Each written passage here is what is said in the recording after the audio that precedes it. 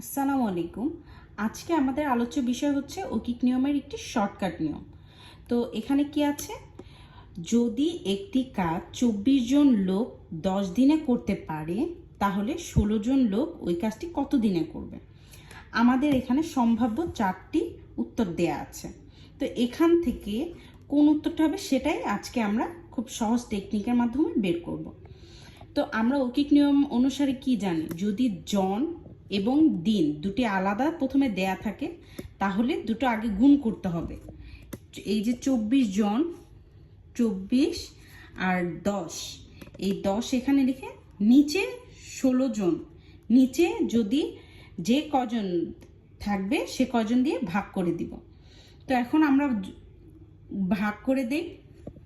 যদি 2 দিয়ে 16কে ভাগ দেই, 8 দুগুণে 16, আর 24কে যদি ভাগ দেই 12। সেম 4 দিয়ে যদি 8কে ভাগ দিই 2 3, 2 দিয়ে 10কে ভাগ করলে হয় 5। তাহলে আমাদের অ্যান্সারটি কত? 3 5 15। তো আমাদের অ্যান্সার হবে 15।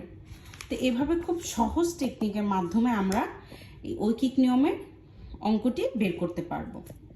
ধন্যবাদ পাশে থাকার জন্য। আর আমার এই টেকনিকটি যদি ভালো লেগে থাকে, অবশ্যই লাইক, কমেন্টস এবং শেয়ার করতে কিন্তু ভুলবেন না।